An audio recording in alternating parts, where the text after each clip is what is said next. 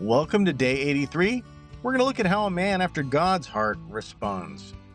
Welcome back to the Blue Collar Bible Guy podcast. My name's Mike, and I'm the Blue Collar Bible Guy. Today, we're on day 83, covering 2 Samuel chapters 1 and 2. This is where everything shifts. Saul is gone.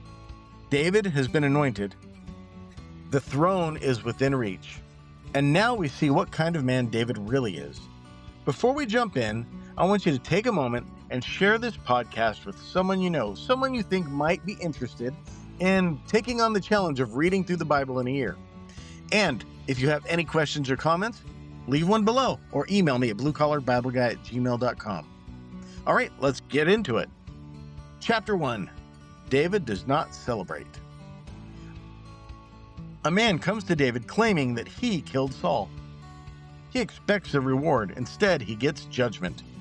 In 2 Samuel 1, verses 14 through 16, we read, "And David said unto him, How wast thou not afraid to stretch forth thine hand to destroy the Lord's anointed? And David called one of the young men and said, Go near and fall upon him. And he smote him, and he died. And David said unto him, Thy blood be upon thy head." So think about this. David had been hunted by Saul, chased, threatened, forced into hiding, and this was the man who made his life miserable. And yet, David does not rejoice. He does not say, finally, he got what he deserved. He says, how were you not afraid? Why does this matter? Because David's perspective is not based on personal experience, it's based on God's authority. Saul was flawed, Saul was wrong, but Saul was still the Lord's anointed.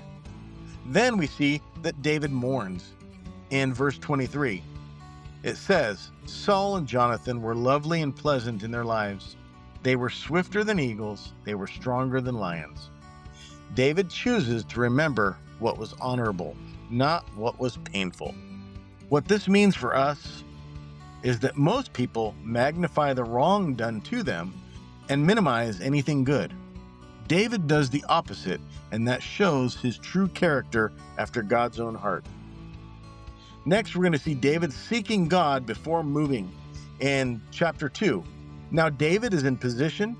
This is his moment, but watch what he does. In verse number 1, we read, And it came to pass after this that David inquired of the Lord, saying, Shall I go up into any of the cities of Judah? He doesn't assume. He doesn't rush. He asks. And this is critical because David has the anointing, he has the opportunity, and he has the support.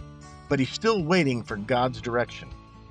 God tells him to go to Hebron, and there he is made king, but only over Judah, not all of Israel. So don't miss this. Even now, the promise is only partially fulfilled.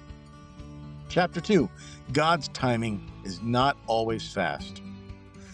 Saul's general Abner sets up Ishbosheth, Saul's son, as king over the rest of Israel. Now there are two kings, and conflict begins. Chapter 2, verse 17, we read, And there was a very sore battle that day. At this point, David could have said, This is taking too long. This isn't how it's supposed to go.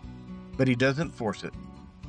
What this means is that God's promises often come slower than expected, through conflict, and often in stages.